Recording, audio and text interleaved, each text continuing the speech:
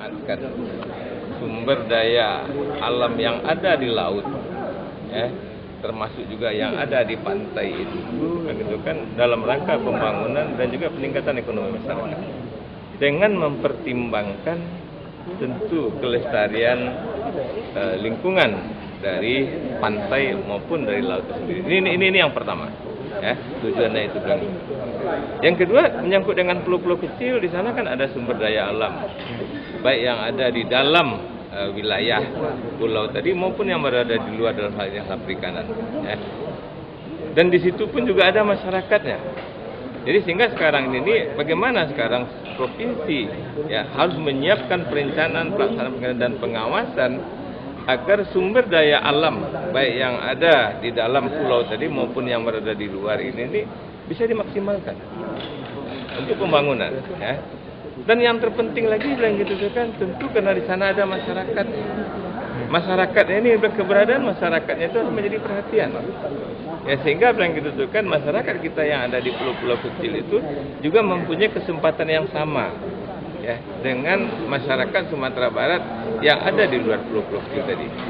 Kemudian hal-hal yang menarik, ya, karena di sana di pulau-pulau kecil itu ada potensi sumber daya alam, ya, baik di dalam maupun di luar. Permasalahan yang menyangkut destinasi dan kemudian bagaimana kita berharap pengelolaannya itu tuh tetap istilahnya ramah lingkungan dan masyarakat yang ada di sana itu tuh memang dilibatkan dan diberdayakan.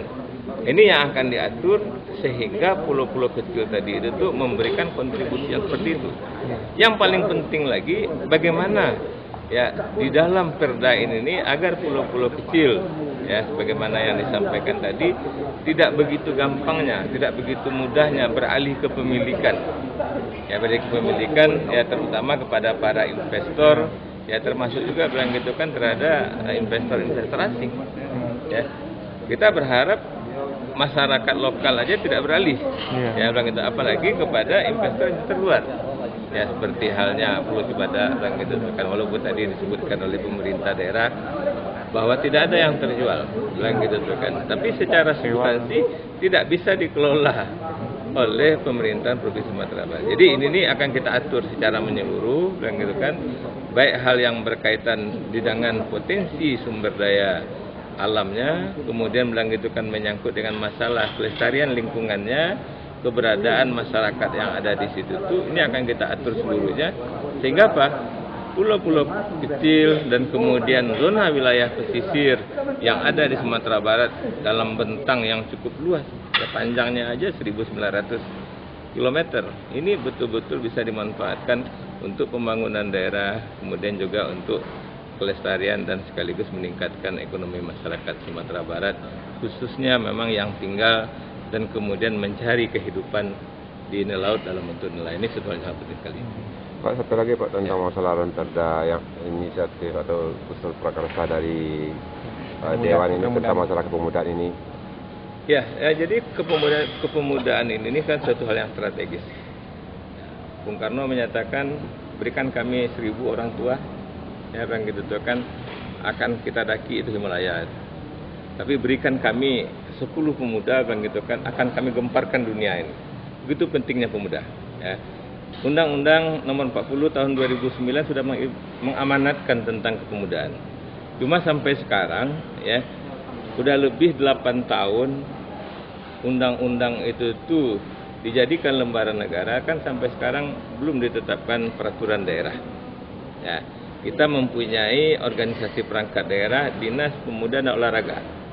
Ya, kedua-duanya sudah ada undang-undangnya tapi perdanya belum. Makanya bilang gitu kan Komisi 5 DPRD Provinsi Sumatera Barat berinisiasi, ya, untuk menyusun rancangan peraturan daerah tentang olahraga yang sudah selesai kemarin. Dan sekarang kita menyusun rancangan peraturan daerah tentang kepemudaan. Nah, apalagi pasca Undang-Undang 40 Tahun 2009 itu sudah ada juga PP 41 Tahun 2011. Ya. Jadi pemerintah menilai secara utuh bahwa pemuda ini sangat penting. Ya, bagaimana kita sekarang ini menggerakkan lagi suatu kegiatan kepemudaan, ya, masalah yang menyangkut dengan apa itu pemuda, dan kemudian bilang gitu apa yang akan dikembangkan substansi mana yang yang akan kita upayakan, termasuk juga sarana-sarana kepemudaan dan kemudian juga penganggaran kepemudaan tadi. Ini satu hal sangat penting. Kalau memang Sumatera Barat memang ingin berkembang, harus maju dan sebagainya, ini itu sama dengan provinsi-provinsi lain, tentu kepemudaan harus diberdayakan.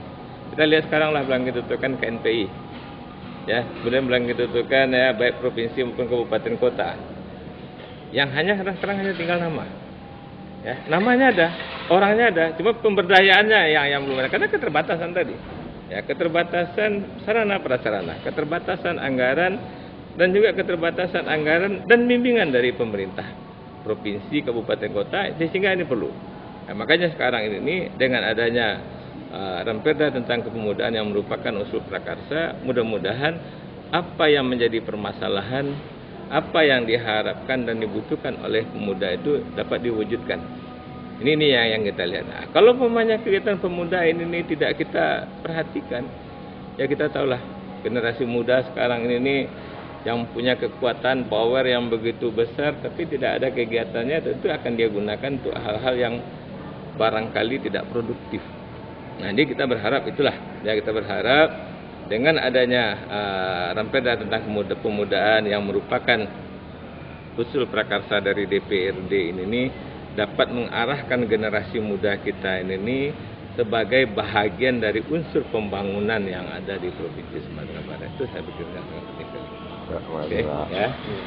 Ya, terima kasih ya.